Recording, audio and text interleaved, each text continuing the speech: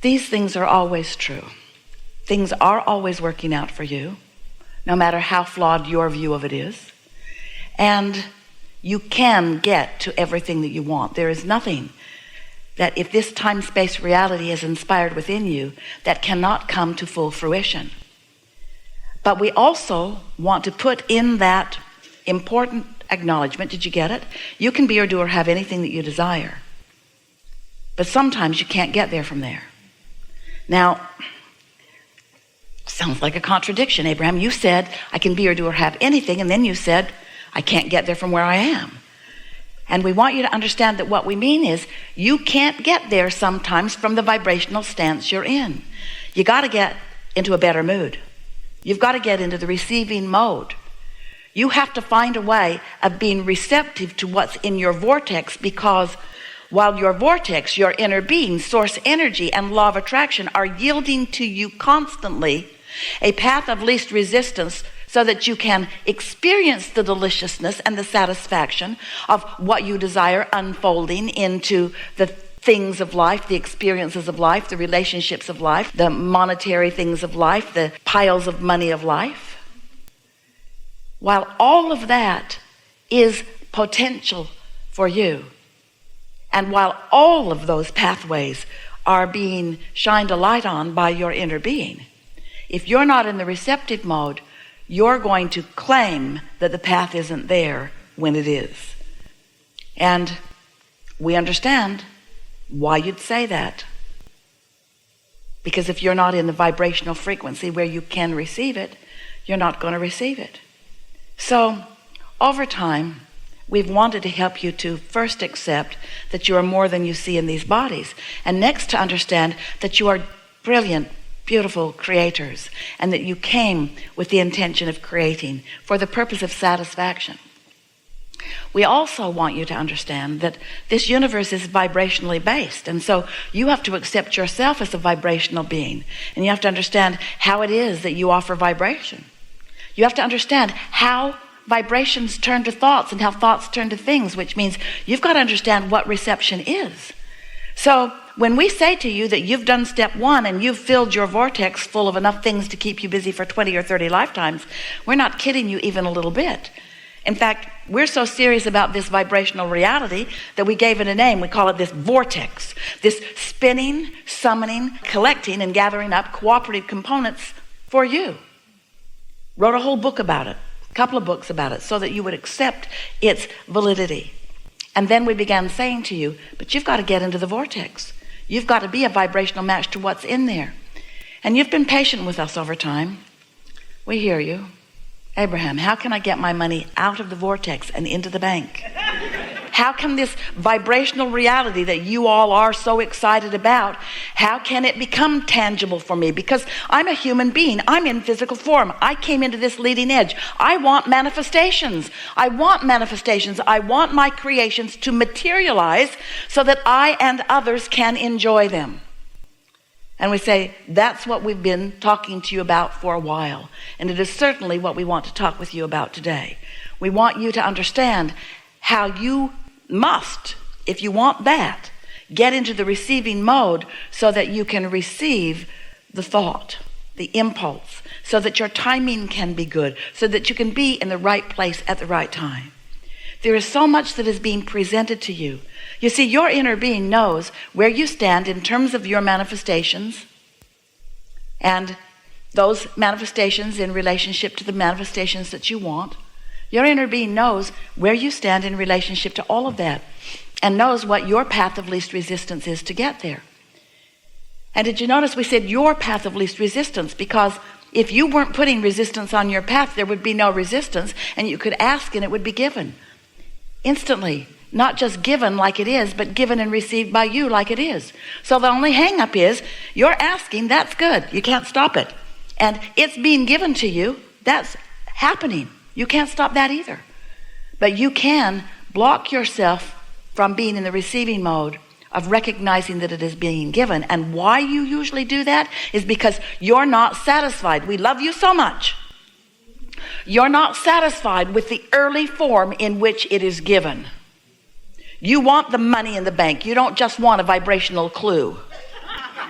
You want your lover with you, living with you, enjoying life with you. You just don't want to be guided over here and over here and over here. But you've got to find a way of accepting that it is a process, and it's a process that's coming to you at the speed and at the clarity to which you have achieved the receiving mode. The only thing that's slowing it down is your unreadiness to be ready. And why are you unready to accept the vibrational reality? Because you're so, we love you so much, enamored with what you're seeing and hearing and smelling and tasting and touching. And we don't blame you. We think that's a good thing. But do you see the tightrope you're sort of walking here? You got to find a way to be satisfied with what is and eager for more. You got to find a way to be willing to let the gestation process of the seed in the ground happen.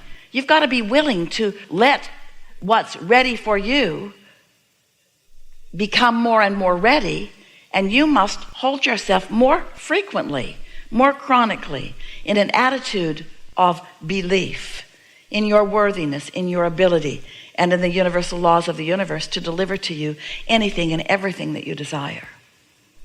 The other day, Esther had such a wonderful experience. She was at home in Southern California, and she'd been meditating. We've been encouraging it every day, and she started doing it every day again, just for the satisfaction of really getting into the receiving mode, into that place where there's no resistance whatsoever. And as soon as she came back into her awareness after meditation, the thought that was in her mind was the fun of moving some furniture around in her house. She went right into the living room and looked, and she thought, that would look good if it was flipped the other way. You could put that over there, and that would make room over there for a desk that I want to put over there. And she was very excited about it. And so quickly, within a minute or two of that very fast first thought about that she'd had, she was online looking for 2 men in a truck. She called them and she said, I would like 2 men. I don't need the truck because we're not going to move anything anywhere. But if 2 men could come, with or without the truck's not important. I have some things that I would like to move around. And so they set it up for tomorrow. Esther was so excited. So she's looking around. What else could I move from place to place while they're here? Because I'm going to have 2 men and a truck. So she had a lot of fun with that through the day, and then got another thought. These thoughts seem to come out of nowhere. Where does a thought come from anyway? When you are the receiver of the thought, it doesn't matter so much where it comes from, because you can only control your reception. You can't control where it's broadcast from. But Esther receives another thought, and she's thinking, let's see, Jerry and I bought this house 10 years ago, and I know there's a music system in this house that will play everywhere, not just in the bedroom. So she sat down with an intention of figuring it out and pushed a sequence of buttons until suddenly she heard sound in another room. And then she remembered that there are knobs in many places in the house, and even out on the patios and in the courtyards. So she ran around and started turning knobs. It was so exciting. It's only been 10 years. Took her a while to get in the receptive mode about that. So then she's looking at this palette of music that is available to her through the cable system that's coming into her house. And she thought, I wonder what that is. I wonder what that is. I wonder what that is. So she listened for a few minutes in each genre of music, just so that she'd know which ones were her favorite. And in the process, she discovered rap.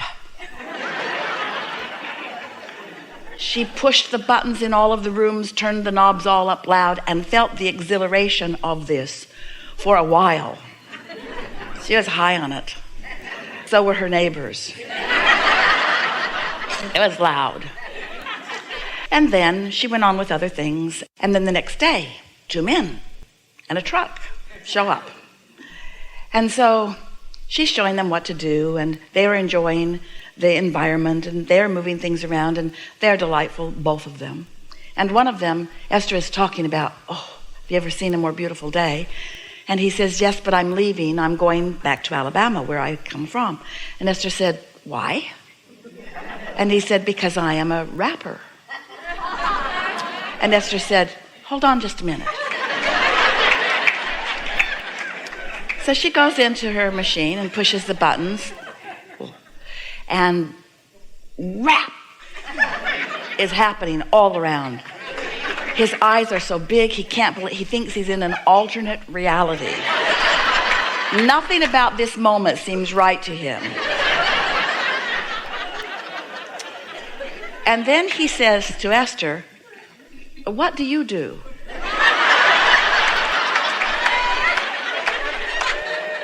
And Esther said, "I'm a teacher." And he said, "Well, what do you teach?" And Esther said, "I teach rap." And then she said, "No, that's good."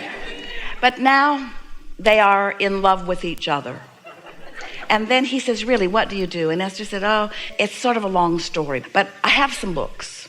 So she took a couple of books from the shelf and signed them and gave them to him, and off he went. And as he went out the gate, he turned with such intensity and he said, "Esther, which one should I read first?"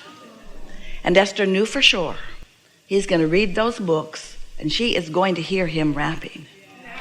There is no question in her mind that someone with this heart and this desire and this passion and this readiness and this willingness and this wantingness, and now this understanding at his young age, he's got everything that he will ever need to do or be or have anything that he ever wants. And right now, what it is rap.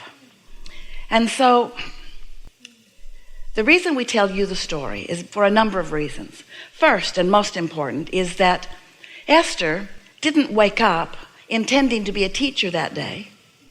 She woke up just wanting some furniture moved around, because her inner being knew that that was the path of least resistance, and his inner being knew that that was the path of least resistance, to put these two people together, with one with a question and one with an answer. Do you see how it works?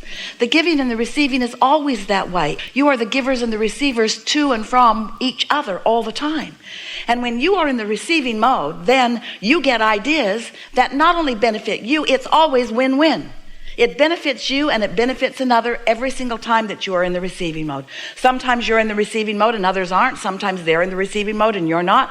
Not such good connections. But when you are and they are and you come together, then wonderful things happen. Wonderful communications happen. Wonderful path of least resistances happen. Wonderful timing happens. Wonderful answers to wonderful questions. When you are in the receiving mode, you are also in the giving mode. When you're tuned in and tapped in and turned on to this non-physical energy, then how is it that so often non-physical energy can express? You ever had a bird just show up and get your attention, and as you looked at it, you knew? At the same time you're seeing the bird, you know what that's about. You even might know who it is that's bringing you a message. And while the bird is going cheep, cheep, cheep, tweet, tweet, tweet, you're not hearing the sound of the bird. You're feeling the vibration of the bird. And so often it calls your attention to someone often dearly departed, and then often you lose your track because you focus upon who it might be that is bringing you the message, and then you miss them because they're not here. So you've tuned in accidentally, and then you tune out because you're misunderstanding that you just had a rendezvous with something that is bringing you information that if you could remain in the receiving mode, you would know, you see.